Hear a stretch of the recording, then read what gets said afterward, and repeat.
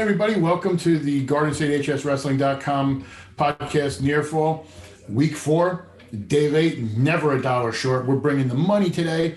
We're going to talk about my top 10. There's been some shakeups. We're going to preview the schedule. We're going to talk about some matchups this past week. We're going to name our wrestler of the week. But before we do all that, we got to talk about the man, Dan Wernickoff, Champion Athletes, the sponsor. You want to get better, you have to look at yourself like a car. You can put the polish on, you can get the new tires, but you need the fuel. Dan will help you with the fuel. He helps you if you're a wrestler, a football player, basketball player, hockey player, squash player. If you're not an athlete, in the state of New Jersey, out of the state of New Jersey, he will help you feel better as you go. Dan Wernickoff, Champion Athletes, sponsor the show. Use him. My family uses him. You will love it. Now, as we talked about, if you're a fan of the show and you've seen the podcast, great week of wrestling. Talk a little bit about the Hunterdon Warren Sussex tournament that, probably about, I would say 99.9% of the people thoroughly enjoyed. There were a few people with their stupid comments, but it happens. Another domination by Phillipsburg. And thank you, first of all, before we get into the teams, Phillipsburg and the Hunterdon Warren Sussex Athletic Association. Thank you for allowing us to do it. We thoroughly enjoyed it. It was one of the most well-run tournaments I've been a part of. It's also easily the happiest I've been at some. There was no confusion. There was no reseeding. How it happened was how it happened, and it was well-run, and I hope to do it more in the future.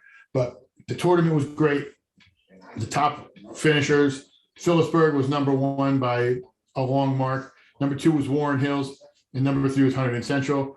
It'll be interesting to see because I know Phillipsburg is traveling to Warren Hills right up the street on 57, taking the highway up. They're going to be wrestling each other this Friday. That'll be a great match to see. And rounding out the top 5 were North Hunterdon and Pope John. I was a little surprised about Pope John, to be honest, not in a bad way. I just didn't realize they had such good young wrestlers. I knew they had quality, but I didn't realize that it could advance, and to finish 5th in this tournament was very solid.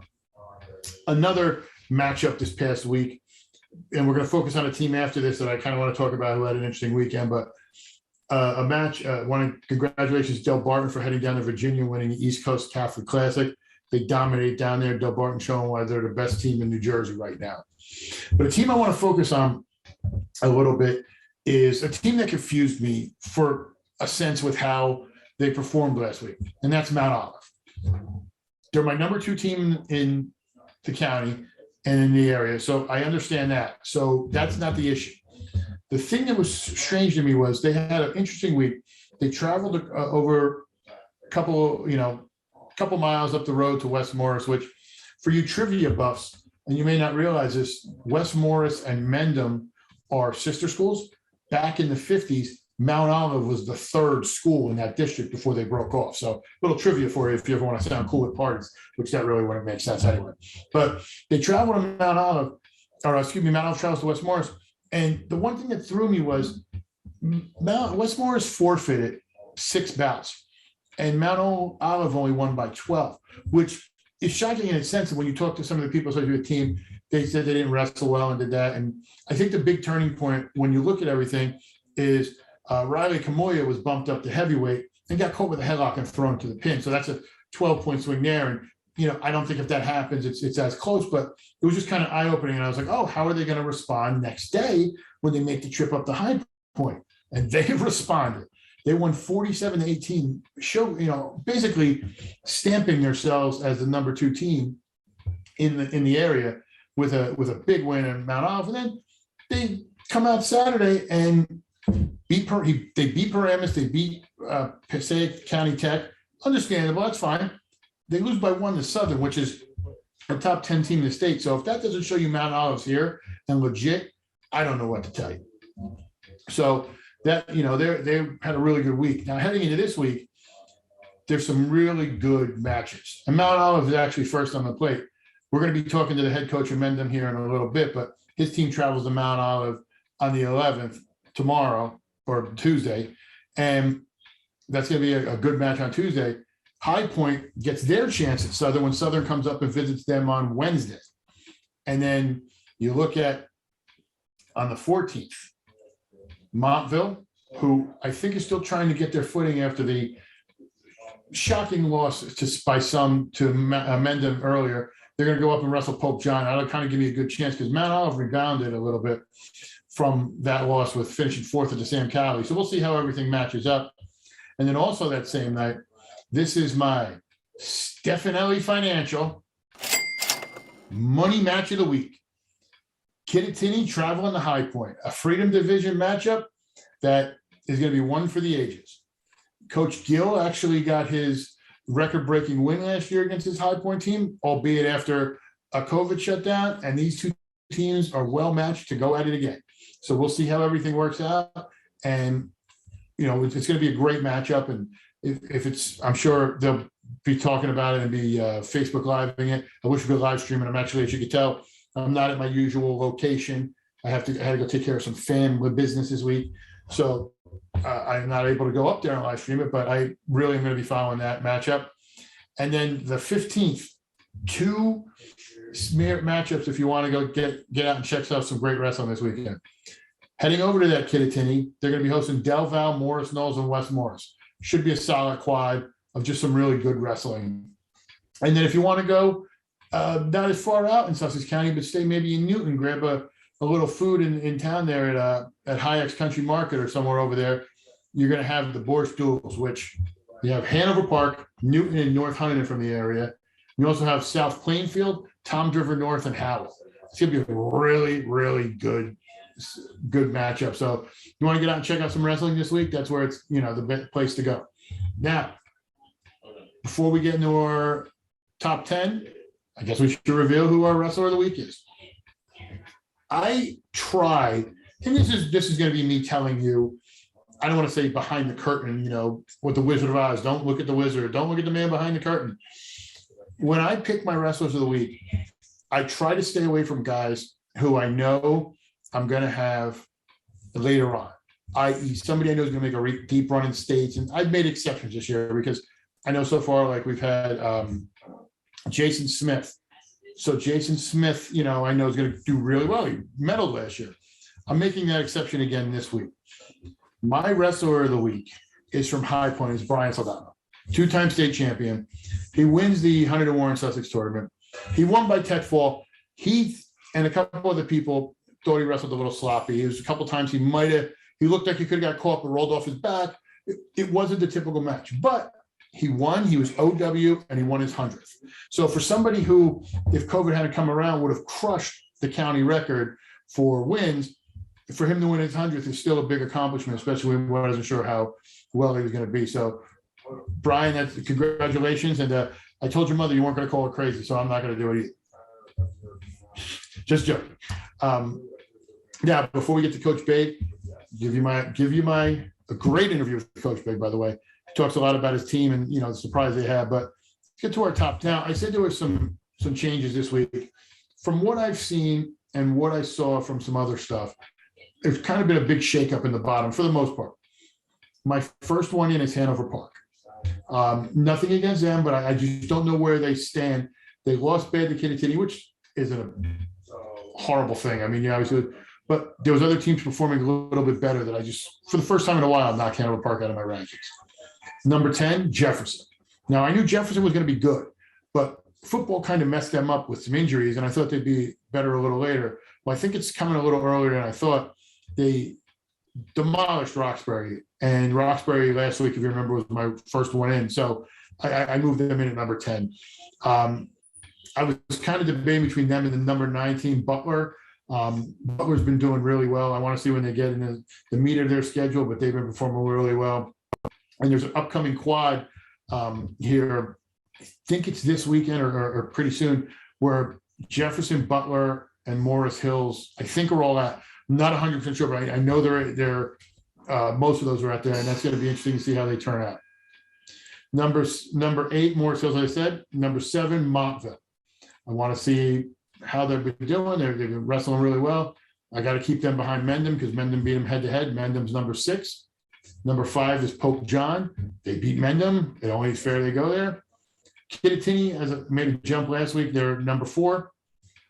We'll see how it works with High Point because they're number 3 still. That could be a switch. We'll see how well it matches up. Locked in firmly at number 2 is Mount Olive, and number 1 is Del Barton. So, I mean, except for a little bit of change, we could see a possible change at 3 and 4. We'll see how Kittatinny and High Point match up. And, we'll see with Pope John and Mendham, they're going to be wrestling, I think, this week as well. So you're going to be matched up really well. But that's my top 10. If you guys got any questions, please let me know. We actually have a question this week. It comes from Eric in West Milford. Eric said, if I could go back and be a wrestler now with any coach that's currently coaching or any coach that previously coached, which one would I choose for each? So I'll break this down. If I could be a wrestler now, who would I wrestle for? A few that pop in mind, just off the top of my head. I would really like to wrestle for Coach Baig. I think he's a great coach. I think that'd be well. Coach Branham from Hanover Park, solid coach.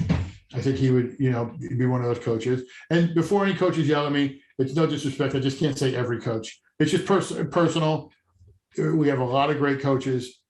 I don't want anybody to get upset, but that would be that. And then another one. I mean, obviously, if we're talking West Jersey, John Kentagallo, Ram, Coach Fitz, out that way, Hronka, those are some coaches. But if I could really go and get coached by one coach, if I had to narrow it down, that's currently coaching, probably be John Gardner. I don't know why. I know he'd be really tough, but he seems like a coach you'd want to run through walls for. As far as former coaches, I wish I could have wrestled more for Coach Bullis, who was actually my coach as a freshman at Mendham. I wish when we were there, I could have wrestled heavily for him. But Coach, you know what? I would have loved to retro for Coach Sook at Randolph. I think that would have been a great. He's a heavyweight guy. I think that would have been fun. But thank you, Eric, for the question. That was actually a hard one to think of and kind of get rolling. But let's head to that interview right now with Coach Baig. He talked a lot about his team and what's been going on. Took a little time. We'll take it to right there now. Joining me today on the podcast is someone knows very well, someone I've seen all over, someone I've known for years, someone who's usually the Laurel to my Hardy. He's the man who's gotten me at wrestling shows, not only high school, but pro in Pompton-Day, and is a man I rely on for knowledge and everything. And he's having a very good year this year with his squad. Head coach Stephen Baig of Mendham. Coach, thanks for joining me for a few minutes. Thanks for having me. Now, talk about your squad, because I know when we talked about it a little bit this year, COVID kind of played havoc with it last year. You had some young guys coming back, but you started off the season with a really big win against the team Montville, which, I know you and a couple other people thought would be considered an upset. Just kind of that and how it kind of set your team up going forward this year. Yeah, I mean, I think we were really impressed with the way we started the season out. Last year with COVID, it was tough. We lost Chris Tringali, Jack Bertha, who were state kids. Jack was one match away from placing. And coming into this season, I want to say, to me, it was unknown names, but it was probably not known names to other coaches in the county.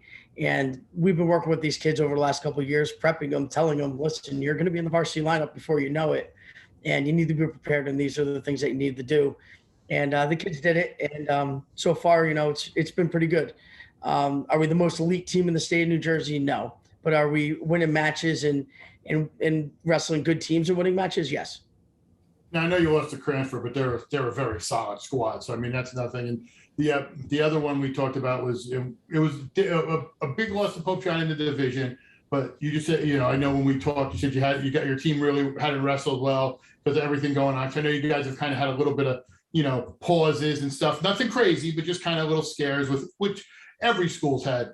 How do you navigate it this year? Because last year it was almost just kind of like, okay, COVID, 2 weeks, see you later. And now it's kind of like a couple days and we're waiting for the testing. It's almost seems like this year might be a little harder, even though the season's normal time, to navigate. In a lot of aspects it is. And to be honest with it, and I've talked with my administration team and a bunch of different people, but things change. One day the state health department says this, then the CDC says this. I had right before the Bayonne tournament, I'm trying to think how many kids, anybody who was unvaccinated was removed from the program due to close contact. And they were told that they weren't coming back for, 10 days at that point. Next thing I know, Thursday night, the CDC changes their regulations. Friday morning, they need a negative COVID test, and they're cleared to wrestle again. So it's just kind of like the roller coaster. Things are going up, things are going down. They go back, like you don't know what's coming at you. And hopefully things start to settle pretty soon. That would be nice. Yeah, it's a little weird how everything changes, and I'm still waiting some of the scores from the Bayonne tournament. I heard that scoring system was a debacle, so I'm waiting for Coach Luciani to call me about that because I had spoke with him about trying to figure out who's after top three. Well, I heard you're taking it over next year. Listen, I would love to. I'm taking over as many tournaments as I can. I'm a tournament collector. But speaking of tournaments, I know, we're kind of turning the corner. We're, Morris County's tournament's coming up. Your squad's got a couple good guys going into it. I know it's one of the most competitive tournaments around. Just kind of how you plan for that, because like you said, last year with COVID, you guys didn't have to worry about the team aspect for the most part. Now we're going to be going more team matches into the tournament. Just how you're preparing these guys for that, especially some of those young guys who you think have potential to move on, but just kind of, you're not sure yet. Yeah, I mean, the season's kind of broken up. So you start off with your opening tournament, and then you typically have like a winter break tournament. And then you really hit your dual meet season. So we were prepping for those opening tournaments, but now we're switching gears and trying to get the kids in that mindset of how to wrestle as a team and wrestle in dual meets. And we've done a lot of practice planning in regards to that. And going back to like Pope John, like you said, I mean, we didn't wrestle our best at that match, and the kids know that. We got pinned way too many times, gave up way too many bonus points. But from there, we brought that back to the room and we started talking about team concepts, especially in regards to wrestling. And I think it really settled in. We had a nice weekend. We went 2-1. Cranford's a very talented team. And they have a long legacy of being talented teams. So, to go in there, I felt at that point, in my opinion, I mean, Pope John doesn't want to hear it, but probably Cranford's a little bit of a better team than Pope John. But I felt we went out there and we competed and were competitive against them. And then moving forward, you get through that dual meet season, like you said, the MCT comes up. And then you have to switch gears again and try to get the kids into a little bit of a different mindset that now, sorry, but at this point, like now you need to be a little selfish. Now it is about you.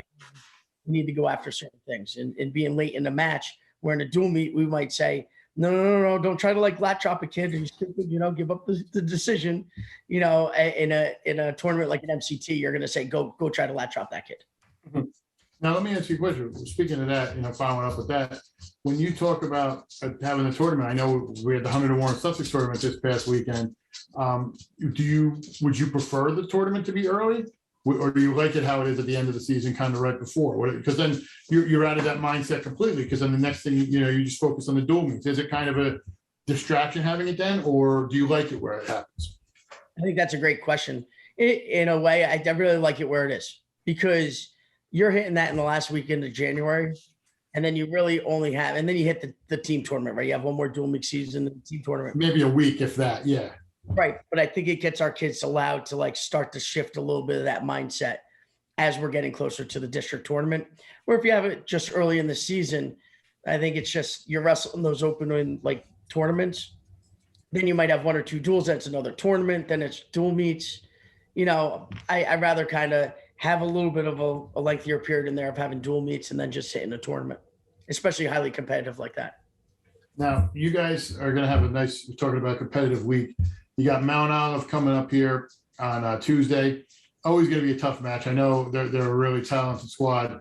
I know you want to see how you match up against them, so that'll be interesting to see. And I'm sure I'll most likely get a phone call from you afterwards telling you what happened or this and that. But then a match I'm sort of interested in seeing it, and I think is fun just because who's on the other side of the mat at Paquonic. I know you and LaPaglia are Pompton kids, Passaic area kids, Passaic County area kids. So for you guys to be in there, and especially that close, it's going to be a fun match. And he's a friend of yours too. So just talk about those two matches and kind of what they set up. I mean, Mount Olive, give them a little bit of an applause. They're an excellent program. They worked really hard. The youth program has really turned their high school team into a powerhouse in the state of New Jersey. And I'd actually love to see them like wrestle Del Barton this year and see how all that pans out. I think they're going to be competitive in all their matches. They just wrestled Southern to a 1-point decision, right? And they're a dual Yeah. meet. I You're mean, stealing my thunder for the rankings. sorry. Well, I mean, they're a very good program and well deserved. Sean's been at that, him and Billy Romano for years, really working hard to get their kids in shape and to get their program in shape. So, kudos to them. I think it's going to be a very tough match for us. But again, yeah, and I told the kids today, same thing. We need to just compete. If we go and we wrestle that match, we wrestle it tough, we leave our hearts out on the mat, I'm not going to complain, win or lose.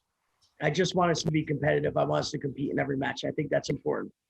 Moving on to Pequannock, Jay and I have been really close for a long time. We're, wrestled at club together. We're club wrestling partners in high school.